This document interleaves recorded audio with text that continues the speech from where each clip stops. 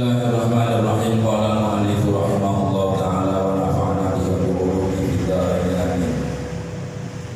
Rabbi shrah li sadri wa yassir li amri wahlul 'uqdatam min lisani yafqahu qawli. Subhanaka la ilma lana illa ma 'allamtana innaka antal alimul hakim. Babul iman dalu niki para rawuh tasih nerangaken bab iman. Iman itu adalah sebuah keyakinan yang ada di dalam hati kita. Keyakinan manakala tidak ikut syariat, anjuran dari Rasulullah, konsekuensinya nanti akan kita tanggung sendiri. Kalau berbicara keyakinan, semua orang itu gak ada keyakinan. Cuman keyakinan ini bener nopo dan tergantung. Keyakinan ini berpondasi dan Al-Quran kali hadis kanjeng Nabi. Nopo keyakinan ini berpondasi terhadap nafsu. Karena podo-podo keyakinan di Allah ini dituruti, mau muslim mau gak muslim, mau ahli maksiat atau gak ahli maksiat, wis keyakinan ini mentok dituruti ya. Seperti raja-raja Buddha, kayak Arab, kayak Umar, Pati Gajah Mada, sampai wong tukang santet itu kafir. Ya dituruti ya, kok sakit Gus, barang melek kok dituruti. Oleh Allah jauh anak indah donili abdi, aku apa kata keyakinan umat hambaku dan Allah.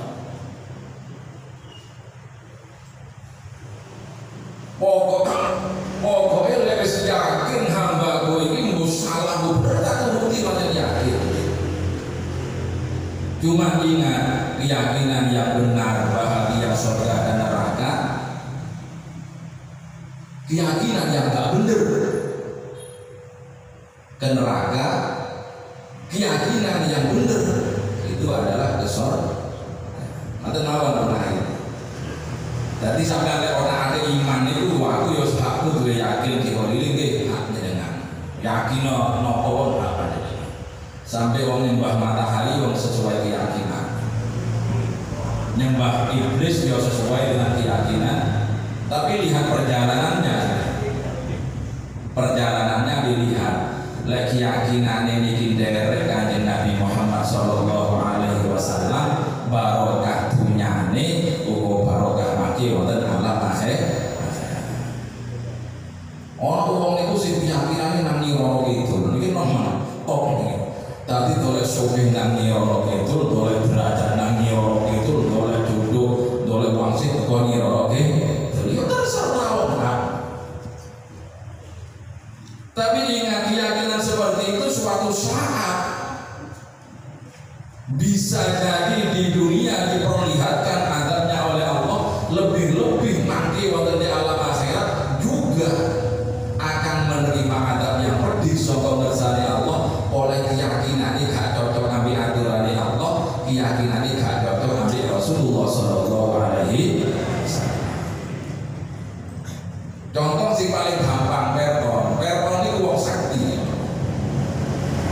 Perton itu wong sakti, ini sampai dulu ceritanya Perton dia bukan sakti, saking sakti ini sampai diceritakan di dalam Al-Quran. Bukan orang biasa-biasa itu Perton. Dia punya keyakinan bahwa aku ini pengiran, gak nanggung-nanggung oleh Perton. Aku ini adalah pengiran. Bukan hanya sekedar ngaku nabi, betul. Aku pengiran dari Perton. Tapi wong ada keyakinan gak cocok ambil syariat Nabi Musa, akhirnya kerajaannya hancur, harta bendanya hancur, dirinya tenggelam di tengah lautan, hina dan menjadi catatan sejarah terburuk yang ada di dalam Al-Quran. Jadi kalau muslim bapak-bapak keyakinan itu hak seseorang. Tapi kalau kita muslim, ayolah belajar kembali terhadap keyakinan yang diajarkan oleh Rasulullah Shallallahu Alaihi Wasallam.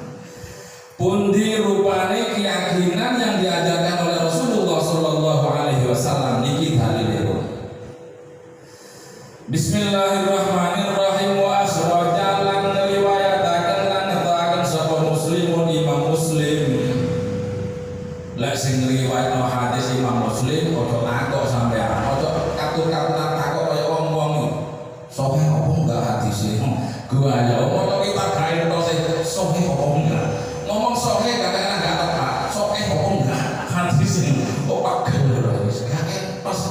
Ngomong hae gak entos kok gua ya lek takok. Sahih apa enggak hadis ini. Allah. Yes, kembangnya zaman lewatan itu lah. Tapi marilah kita pandai bersikap. Pokoknya gerak-gerik kita dari kanjeng Nabi Muhammad Sallallahu Alaihi Wasallam selamat. Hadis kalau sudah diriwayatkan oleh Imam Muslim pasti sudah sahih. Dan apa yang disampaikan oleh Rasulullah pasti lambat atau cepat akan menjadi kenyataan. Makanya kitab-kitab itu ujung-ujungnya ngambil dasar Al-Quran dan hadis, Al-Quran dan hadis, Al-Quran dan hadis. Karena Al-Quran dan hadis ini yang akurat datanya. Kalau penelitian dari profesor ganti zaman sudah ganti juga penelitian. Ganti pesanan, ganti sudah kebijakan penelitian. Ganti presiden, kadang-kadang oleh profesor ganti pola pikirnya. Jadi belok zaman. Tapi kalau aturan boten diturunkan di zaman Rasulullah dulu sampai sekarang era modern yang serba canggih, Al-Quran masih nomor satu untuk dijadikan sebuah pijakan. Contoh para wali-wali, contoh para ulama-ulama, gak melok pedoman profesor linggo, gak ikut pedoman penelitian boten, tidak mengikuti riset boten, karena dia punya keyakinan Al-Quran dan hadis benar, sehingga ulama itu di mana-mana dihormati. Bahkan nyuwuni seto di Mekah seperti bangun dituruti oleh Allah. Nyuwuni seto di Selasa dituruti oleh Allah. Saking hebatnya keyakinannya dari Al-Quran dan dari hadis Rasulullah Sallallahu Alaihi Wasallam. Ini loh hebat Al-Quran. Panjenengan aja yakin. Zaman sekarang Al-Quran adalah kalau ngaji Allah Fabio Seroko, Sarko, bis mulai kabur keyakinan. Di muka-muka Allah kembalikan lagi keyakinan kita lewat kajian ini. Amin ya rabbal alamin. Bismillahirrahmanirrahim. An Umar bin Khattab ketika Sayyidina Umar bin Khattab radhiyallahu taala anhu. Qala dawu sapa Sayyidina Umar, bainama ing dalam siji dina siji waktu nahnu inda Rasulillah. Nahnu utawi ingsun iku inda Rasulillah sallallahu alaihi wasallam ing dalem sandinge Rasulullah sallallahu alaihi wasallam. Data yaumi ing dalem siji dina. Sayyidina Umar ini cerita. Sayyidina Umar itu adalah khalifah, pengganti Rasulullah nomor 2 setelah sahabat Abu Bakar. Setelah Rasulullah meninggal, diganti pimpinan Islam itu Sayyidina Abu Bakar. Setelah Sayyidina Abu Bakar meninggal, diganti pimpinan Islam itu oleh Sayyidina Umar. Setelah Sayyidina Umar meninggal, diganti oleh Sayyidina Utsman. Sayyidina Utsman meninggal, diganti oleh Sayyidina Ali. Inilah namanya Khulafaur Rasyidin, pengganti 4 dari Rasulullah Sallallahu Alaihi Wasallam. Sayyidina Umar itu tentu mergo Islam dhewe kena fitnah, sehingga terjadi peperangan podo Islam itu pada binate demi umat. Sayyidina Umar sing masuk, sing maju, wis apa sing kebutuhane wong iki nek tak moro kon memberi jamaah kon memberi. Sampai singkat cerita terbunuhlah Sayyidina Umar podo permintaan Sayyidina Umar terakhir kepada Sayyidatuna Fatimah, tolong aku kalau meninggal kuburkan bersama Rasulullah Sallallahu Alaihi Wasallam. Sehingga yang ada di Masjid Nabawi Madinah itu satu Kanjeng Nabi, dua Sayyidina Abu Bakar, tiga Sayyidina Umar. Yang lain itu dimakamkan di pemakaman Baqi sebelah bersama di Madinah sana. Mudah-mudahan kita ditakdir sampai ke sana. Amin ya rabbal alamin. Kata Sayyidina Umar, di suatu hari saya bersama Rasulullah Sallallahu Alaihi Wasallam. Itu madaan tola muncul alaina ing atasi kita sapa rajulun wong lanang syadidu bayadil thiyab. Tiba-tiba datang seorang laki-laki berbaju putih, syadidu sawadis sya'ri, sebanget irenge rambutnya, la yura alaihi atharus safar. Semua sahabat tidak melihat dari mana mereka datang, ujung-ujung ada di depan Rasulullah Sallallahu Alaihi Wasallam. Niki malaikat etok-etok rupa menungso perlune ngajari tentang iman, belajar dengan sahabat tentang Islam, supaya iman dan Islam di sahabat ini benar-benar sesuai dengan aturan Allah Subhanahu wa Ta'ala. Nah, riwayat ini nyontoh Sayyidina Umar yang cerita. Aku bersama Rasulullah, tiba-tiba datang seorang laki-laki baju putih pembuahan, rambutnya hitam rapi.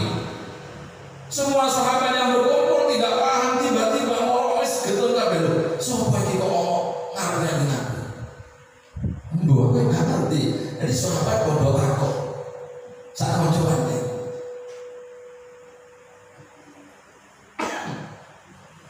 Hatta jalasa ila Nabi Sallallahu Alaihi Wasallam, hatta jalasa hingga lungguh. Sapa wong lanang manggilan Nabi Sallallahu Alaihi Wasallam marang kanjeng Nabi Muhammad Sallallahu Alaihi Wasallam, duduk langsung di depan Rasulullah. Fa asnada nuli nyendhekaken sapa wong lanang mangrubataihi ing dengkul lorone wong lanang ila rubataihi marang dengkul lorone kanjeng Nabi. Datang langsung di depan Rasul, dengkule langsung didukali dengkule kanjeng Nabi. Perlu nih nopo? Nggih. Niat murui, niat amri belajar dari Rasulullah Sallallahu Alaihi Wasallam.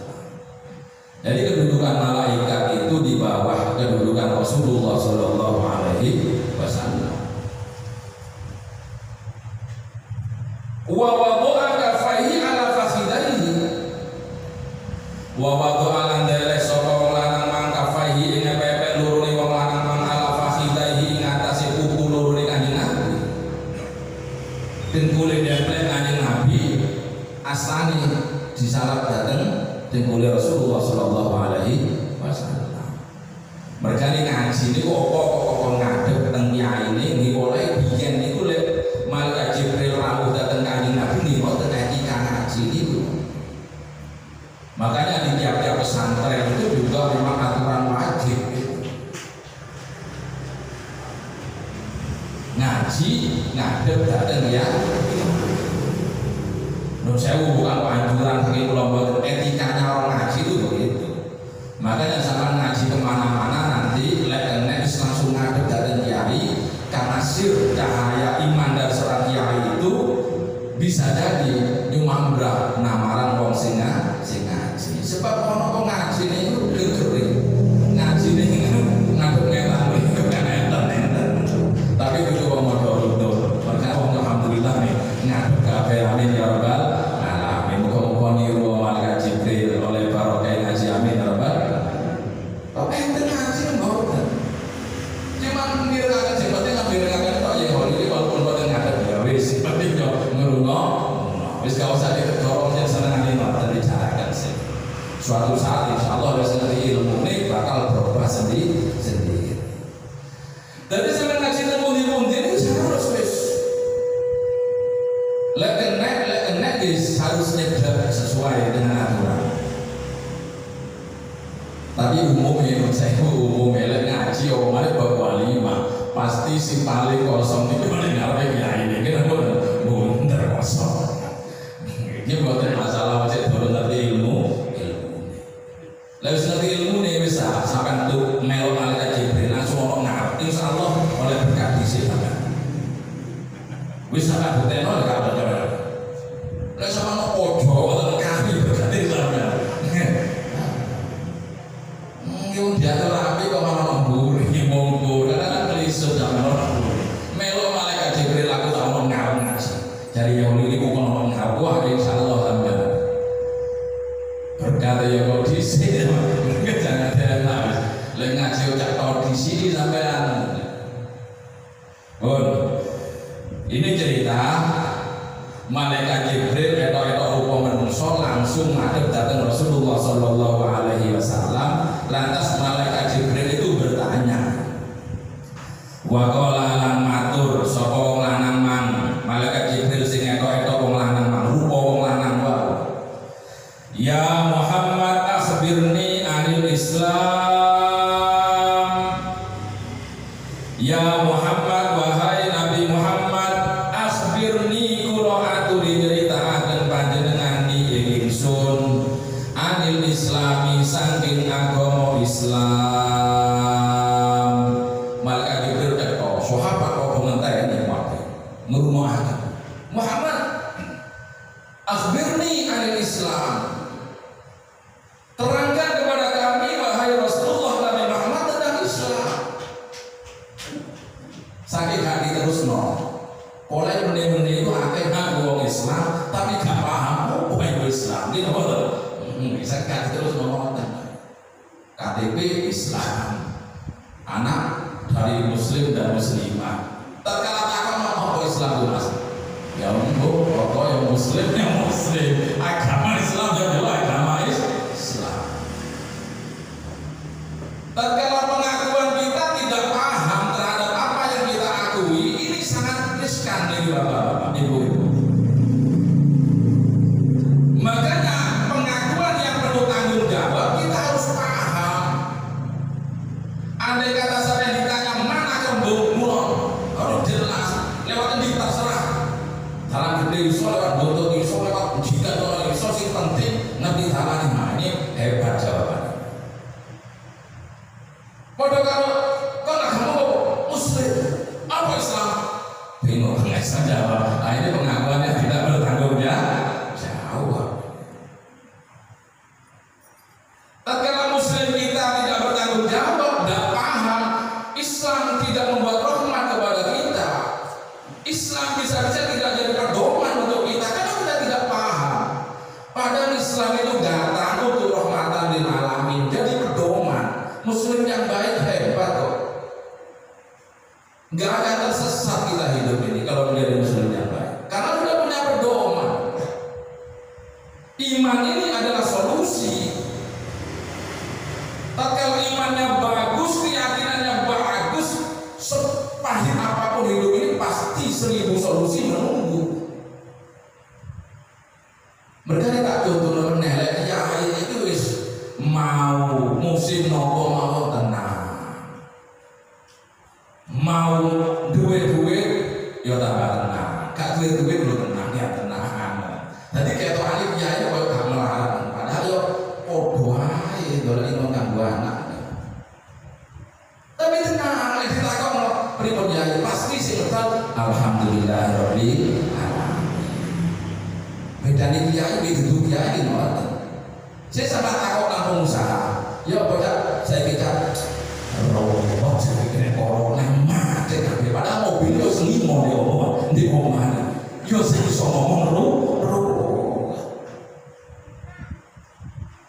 lagi kiai sing teman, lagi kiai sing kakak teman mungkin yo kadang-kadang yo kiai bingung nek sumpah ya jaga bae. Nah, untuk kiai ora bisa. Lagi kiai sing teman karena dia punya Allah, dalam hatinya punya Allah, semata-mata kita dipanggil tatkala hati bersama Allah, kita sudah mati syahid, surga sudah janjinya dari Allah Subhanahu wa ta'ala.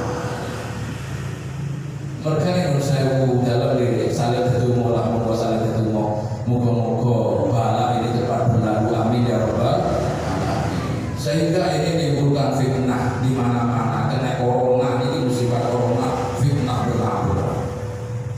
Naudzubillah ono sing elek ati sampe ngoten aja nek wali gak tau kan nek opo. Enten sing elek ati ngomong ngoten la ilaha illallah. Wong kula iki mempertahankan sebuah keimanan, saya juga ikut protokol ya, saya juga ikut kadang-kadang masker. Tapi tatkala saya lupa apa-apa, itu gak usah ditegur. Karena dalam hati saya ada Allah, semata-mata kita kalau demi kebaikan minallah memohon, tak sombong, nyuwun datang dari sana Allah untuk membuat umat Islam dan amin ya Allah. Jadi tidak pakai bingung, karena kebingungan itu yang akan menurunkan imunitas seseorang. Imunitas itu kalau turun antibodi seseorang ini gampang terserang penyakit. Tapi tak kalah punya iman, tak kalah jiwanya tenang, jiwanya bersama Allah tenang, insya Allah. Sambil mengikuti protokol kesehatan harus ikuti, memang harus.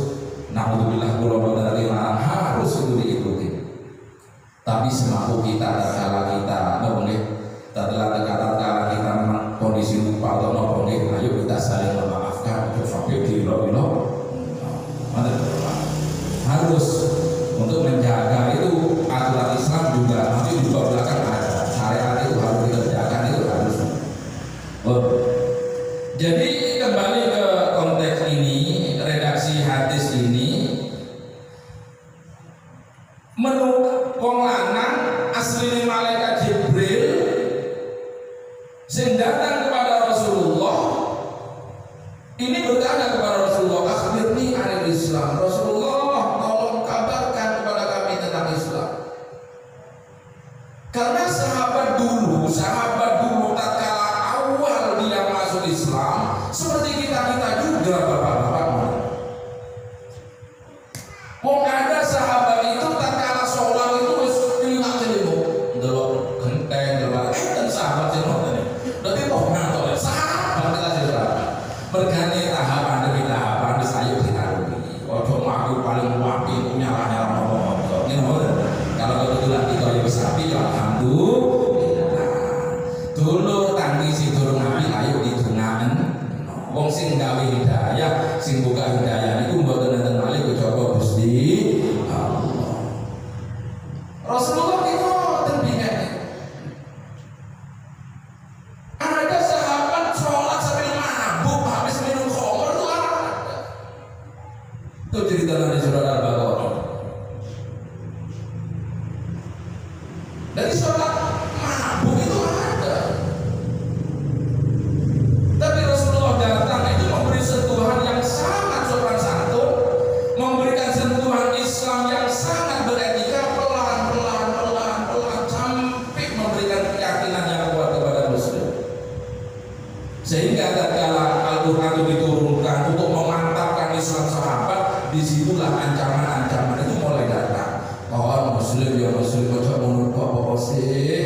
Iki lo ancaman Allah datang kepadamu, bukan dari saya, lo maaf kata baginda.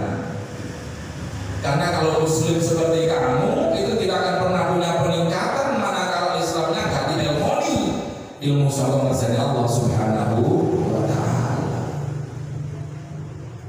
Nggih saya wong niki pembahasan ngoten tadi ya dicerna pelan-pelan lah. Saya kula iki mboten kok terlalu baik Islami bahwa kita podo-podo belajar karena ini perintah dari Rasulullah sallallahu alaihi wasallam. Insyaallah lek kula lan panjenengan sedaya iki mangke derek hadis niki sedikit demi sedikit kita amalkan, buktikan. Insyaallah gak bakal tambah punya oleh panjenengan. Pastilah oleh panjenengan tambah diparingi barokah kali Gusti Allah, tambah diparingi bahagia kali Allah oleh kita Muslim derek Islami Rasulullah sallallahu alaihi wasallam. Setelah mendapat pertanyaan seperti itu, Rasulullah sallallahu alaihi wasallam menjawab, faqala maka jawab Rasulullah sallallahu alaihi wasallam, al-Islamu utawi Islam siji iku antasyhada yen to nyakseni sapa sira an sedune kelakuan la ilaha illallah angin Gusti Allah wa anna Muhammadan dan setuhune kanjeng Nabi Muhammad iku Rasulullah utusane Allah. Satu, kalau kamu tanya Islam, bagi mereka yang mau masuk Islam wajib bersyahadat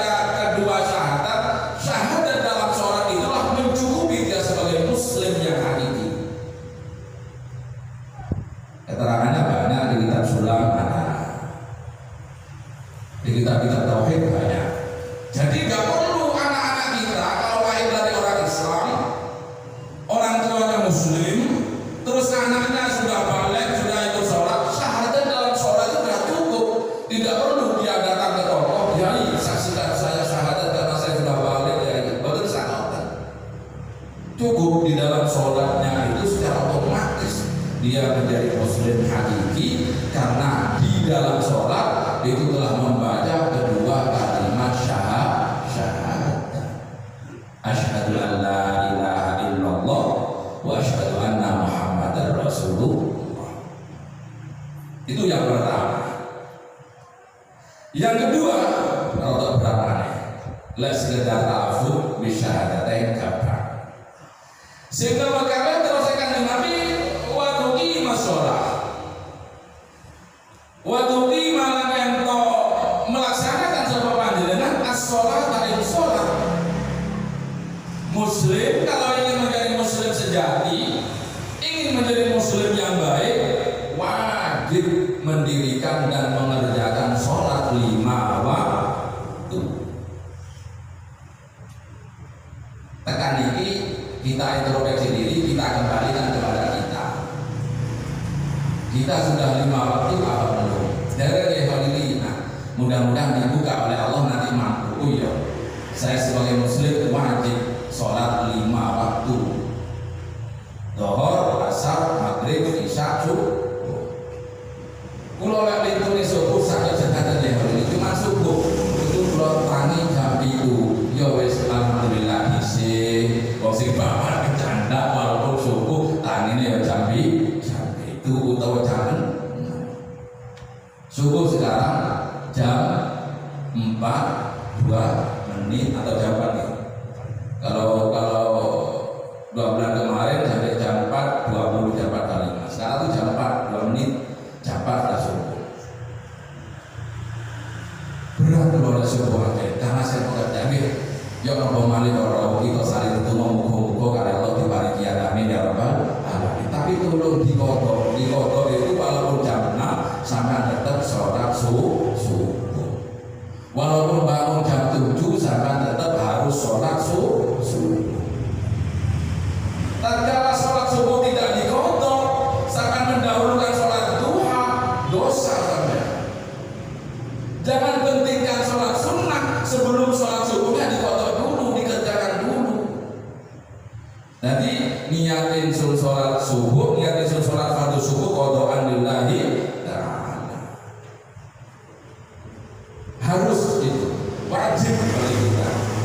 Setelah itu kita istighfar, ya Allah. Kulo yang ngaji tiap Selasa sholat wajib ya Allah, tapi kenapa subuh selalu ditinggal? Terus disesali. Insya Allah suatu saat bisa dengan rahmat Allah Subhanahu wa Ta'ala.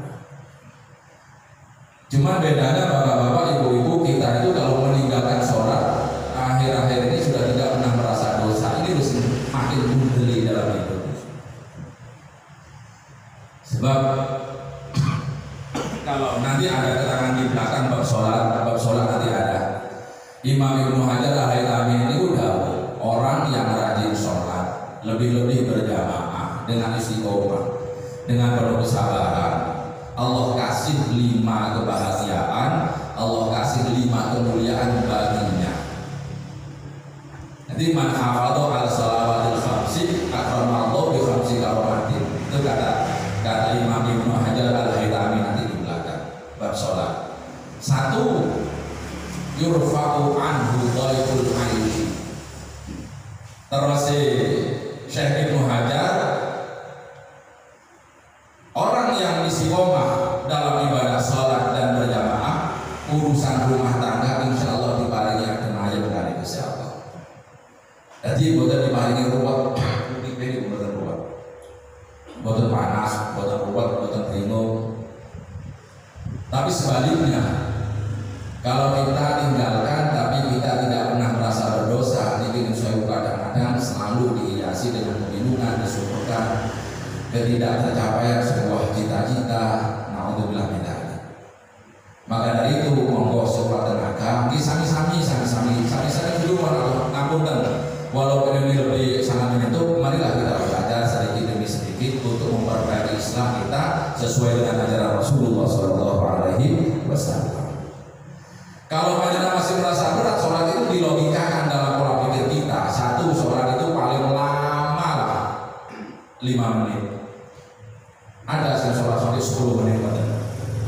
sesuai ini kayak 5 menit lah rata-rata. Gimana?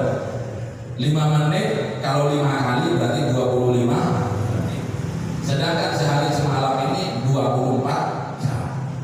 24 jam ambil 25 menit sisa berapa? Wis karek lah, saya karek 23 jam terus ya karek oleh penghitung iki apa to? Mosok sih iki kok akan nganggur 23 jam. Kanggo dipek 25 menit kok abot. Engkau lagi sekitar mosok ya ternyata bukan salah Allah perintah kita, tapi nafsu kita yang selalu dominan sehingga lalai terhadap perintah Allah Subhanahu wa Ta'ala. Belajar mengkalkulasi manten itu bapak-bapak, ibu-ibu cari bulan itu cek ada kesadaran dalam batin kita. Wong kita sudah muslim, orang tua kita sudah muslim, lantas kita itu angan-angan Gusti kenapa kami kok masih belum mampu istighfar. Sebab wong itu lek menyesali sebuah dosa pasti lambat laun diampuni oleh Allah sebesar apapun dosanya. Kulo yakin kok, makanya kita tidak boleh saling menjelek-jelekan saudara, tetangga, nggak boleh karena kita sudah baik, nggak boleh sombong mengenai. Sebab Allah itu di Ihya Ulumuddin itu bab terakhir Gus Nurul itu menerangkan kalau Allah masih rahmat kepada seseorang sebesar apapun dosa seseorang itu beres ke pati di surga. Sampai di situ ada cerita, ada orang masuk neraka kali ini Allah digudo, setok nolong luru di neraka. Ambil malaikat yang menjaga neraka dikeluarkan orang. Saya berani jadi Gusti Allah. Lantas setelah serbo dengan jenis Gusti Allah, di hadapan Allah kok luru ini kok balik. Wis kabeh dosa di dunia. Balik kok neraka meneh. Terus Gusti Allah. Sing siji kok balik nang neraka buang. Oh, langsung buang terus. Malaikat kaget. Loh, kok nang neraka kok buang? Sing siji mboten rada alasan-alasan mboten mulai wis ngerti siksaan neraka perdinya kaya iku kok aku kok balik meneh. Gusti Allah tadi bayi napuro jadi sing terakhir nih bayi napuro bayi mboten dadi Allah nanti nanti neraka sing siji buang melayu. Tadi malaikat takut lah kok ditongkon nang neraka kok buang tadi kudu ngape wong kon disiksa neraka gak apa di neraka. Mboten kula Gusti mboten kakok jaraken mergo kula mlebu neraka iki biyen nek diperintah panjenengan kula mboten ate manut selalu mundur-mundur waktu tok kula. Samangke wong sampean sing perintah kula wis kula gak katimbangkan malih bakal kok neraka saking patuh kula tendengan wis bapak tak digore neraka saking patuh ini perintah Gusti Allah. Terus Gusti Allah boleh awakmu wis manut nang perintahku secara tujuh porsine. Giliran sing mburi lah kan apa-apaan kok kembali nang neraka itu apa? Ngapunten Gusti kula dirasani siksa neraka ketoten.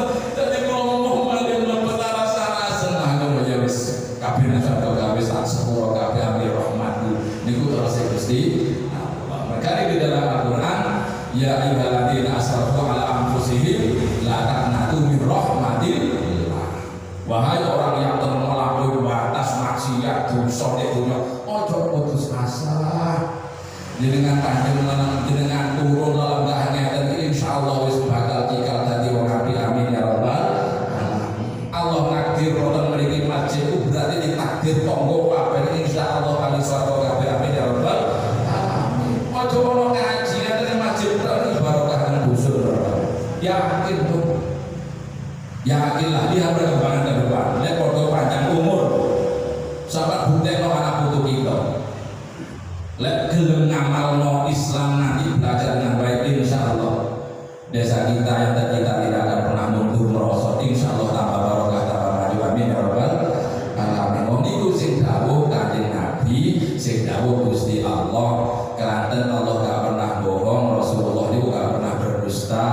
Apa yang disampaikan Rasulullah ayo kita harus yakin, dengan keyakinan itu akan menjawab apa yang kita cita-citakan amin ya rabbal.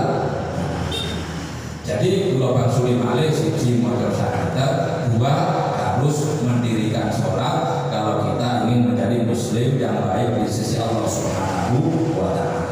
Salah lukuti telepon kita nggih ayo jalur ngapunten wong jenenge menung menungso teledor subuhe, kadang-kadang teledor asare. Sing penting kita menyesal, kita istighfar, insyaallah pinapun dari Gusti Allah. Amin ya rabbal alamin.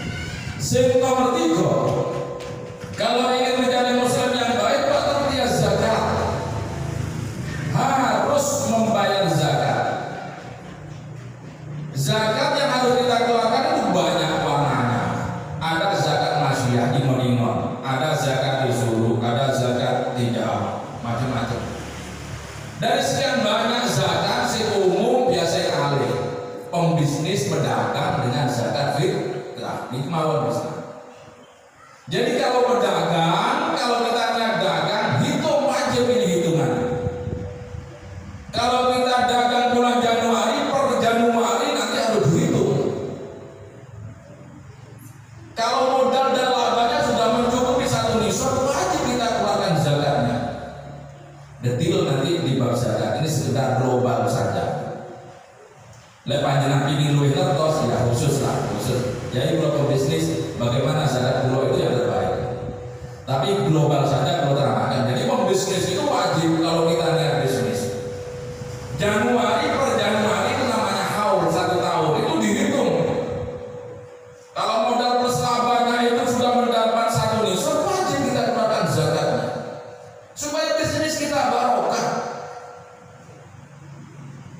Barokah bisnis itu tidak pernah merosot, tidak pernah bangkrut. Itu namanya bisnis barokah dan hasilnya untuk kebaikan. Sumbangsi sedikit untuk masjid, selebihnya untuk jaringan haji karena itu yang wajib. Pokoknya bisnis yang barokah itu hasilnya selalu positif. Sebab ada bisnis yang barokah, gak barokah itu ada.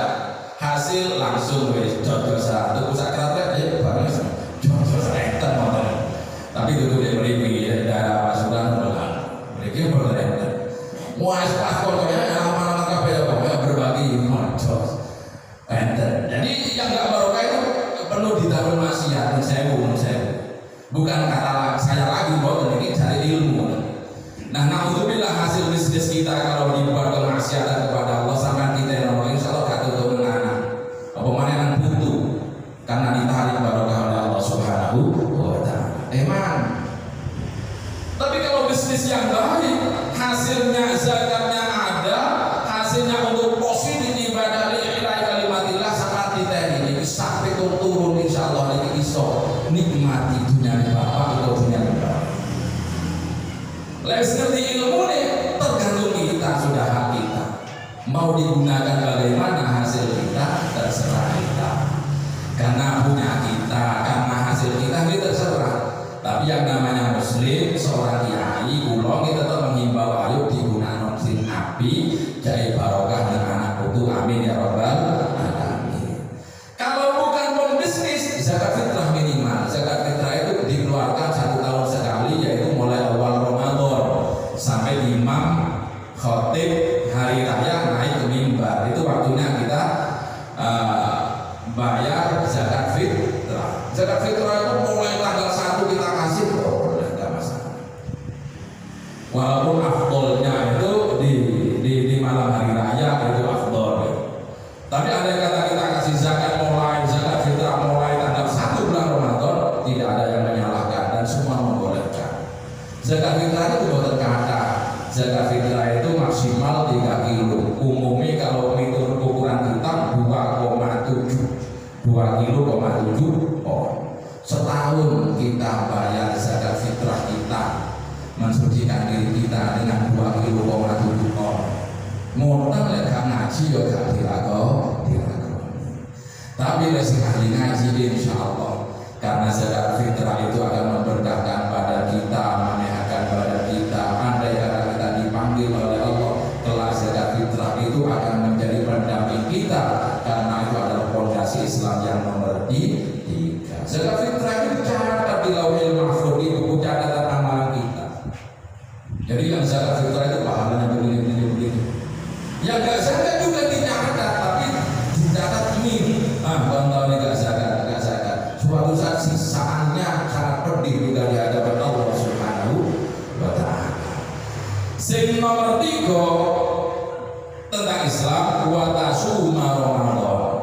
sumalan yang terposo sapa panjenengan Ramadan ing bulan Ramadan sing kasar wa tahujjal baita in istata ilaihi sabila wa tahujjal yang hadis sapa panjenengan baita ing Baitullah di Mekah in istata dalam kuasa sapa sira ilaihi marang bait apa sabilan dalane rukun Islam. Pondasi Islam yang nomor 4 adalah puasa di bulan Ramadan.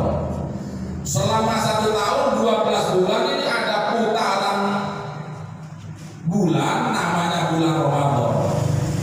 Tatkala tiba tanggal 1 bulan Ramadan wajib kita berpuasa. Kenapa kita diwajibkan puasa di bulan Ramadan? Karena anugerah untuk umat Muhammad. Sebesar apapun dosa kita 1 tahun ini wis seperti dosa kita. Tapi tatkala tiba bulan Ramadan hati kita terenyuh. Hati kita yakin. Hati kita menyesali, ya Allah, dulu saya berdosa ya Allah. Dulu saya nakal pol-polan ya Allah. Sekarang saya sudah ada kajian di Masjid Modorot niki ya Allah.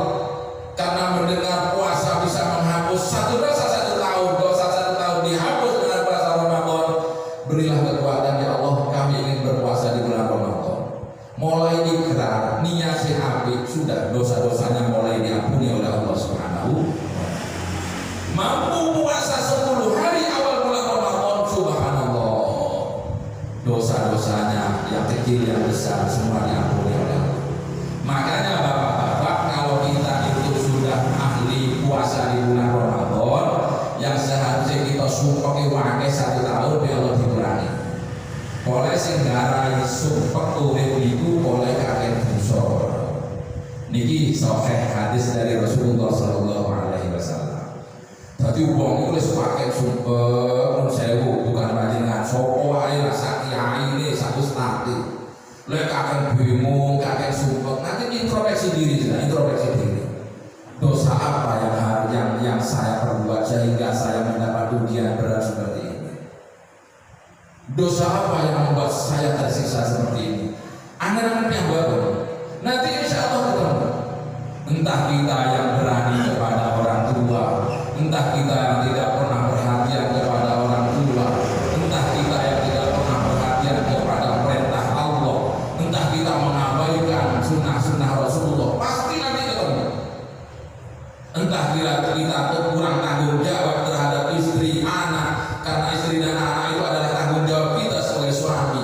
Nanti kalau kita konsolidasi di dalam, maksudnya mikir awak diri, mikir panggil, diam-diam itu berenung, diam-diam itu kita mikir lebih-lebih sholat 2 rakaat malam, sholat hajat atau sholat tahajud kita memohon kepada Allah istighfar. Nanti kita akan indah. Sebab kata Rasulullah, orang kalau sudah penuh dengan dosa pasti Allah kasih kegelisahan dalam hidupnya sebagai bentuk kafaratan lidzunubi. Jadi dawuh Kanjeng Nabi, idza kathurat dzunubu abdin, kalau dosa seseorang telah banyak, walam takun a'malu tukaffiruha, dan tidak ada amal pengganti penebus dari kejelekan itu, adkhalahullahu alaihi humum. Itu hadisnya. Jadi kalau orang sudah penuh dosa tapi tidak ada amal baik yang meleburnya, beda dengan amal baik yang meleburnya. Kalau kita pagi maksiat, ketok wedok hati kita tergugah sudah maksiat, mata kita maksiat, telinga kita maksiat, kok ternyata kita wudhu dohor, sholat dohor, itu semua namanya amal pelebur dosa.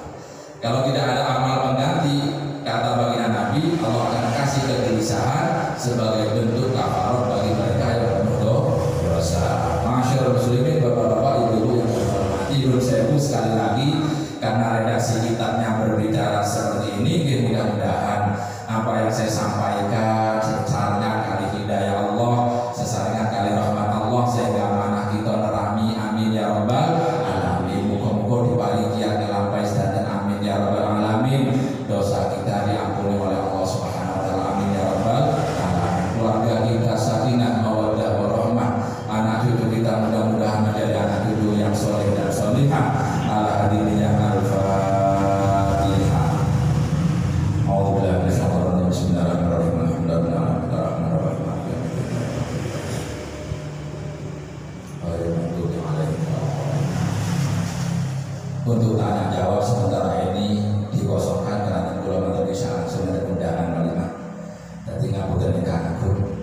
Bismillahirrahmanirrahim. Wassalamualaikum warahmatullahi wabarakatuh. Allahumma ya Allah akhrijna min dhulumatil wahmi wa akrimna bi nuril fahmi waftah alaina bi ma'rifatil ilmi wa hasin akhlaqana bil hilmi wa sahhil lana abwaaba fadlika wa anshur alaina min khaza'in rahmatika ya arhamar rahimin. Allahumma inna na'udzubika min ilmin la yanfa' wa qalbin la yakhsha wa amalin la yurfa' wa du'a'in la yusma'. Rabbana ighfir lana wa li abaina wa li ummahatina wa li masyayikhina wa li mu'allimina wa dhawil haqqi alaina wa li jami'il mu'minina wal mu'minat wal muslimin wal muslimat al ahya'i minhum wal amwat. Rabbana atina fid dunya hasanah wa fil akhirati hasanah wa qina adzabannar. Sallallahu alaihi Muhammad wa ala alihi wasallam. Subhana rabbika rabbil izzati amma yasifun wa salamun alal mursalin walhamdulillahi